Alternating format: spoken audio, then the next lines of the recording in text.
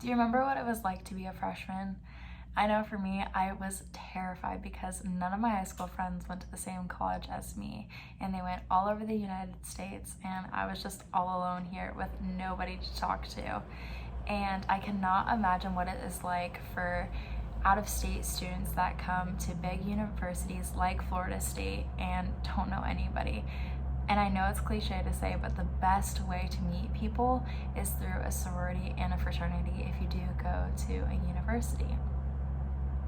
I know when you're joining one of these things, it can be really hard because you don't know what they're looking for, but you'll be put into the sorority or fraternity that best suits you based on your morals, what you like, and maybe even your cultural background.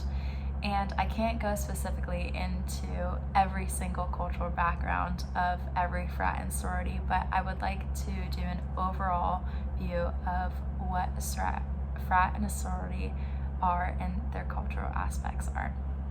And I'd like to do the pros and the cons of sororities.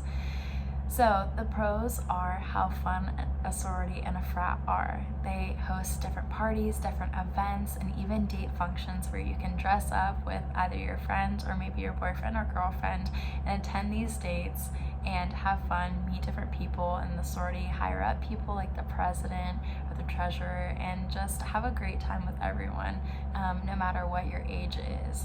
They also do fundraisers and events, and I know for the sororities and the frats here, especially the frats, they did fundraisers for Ian victims who had their houses demolished and had no resources. They raised food, feminine products, other bath and body products, and water, and they sent it down to Fort Myers to help those families and those victims out, just to help out the community, which I think is a great thing.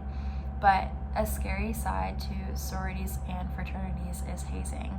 Hazing can be very hard because it is pushing your body to the limit, with someone just randomly asking you tasks to do. And that can either be through drugs or alcohol.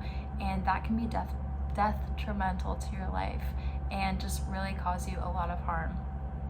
There was a boy in Utah, and he was a freshman last year, and he was being hazed and was asked to drink a whole bottle of Tito's, and he pushed his limit, and he actually is going to be paralyzed, deaf, and blind for the rest of his life and will need critical care for the rest of his life.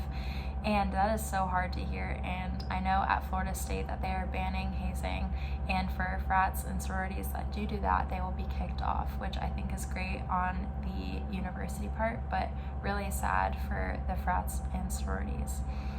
And the last thing I'd like to talk about is the connections that you might have, maybe for a job interview in the long run, knowing maybe one of your brothers or your sisters that can help you out with your career path, and that can just give you your dream job or help out with different connections through your frat or sorority to get you that job. And I think finding your inner circle is the best way to do this, because being a freshman or just moving to a new area is scary, but being in a place where you feel safe and have the similar cultural backgrounds as possibly you do and the same morals as you do really makes a difference. Thank you so much.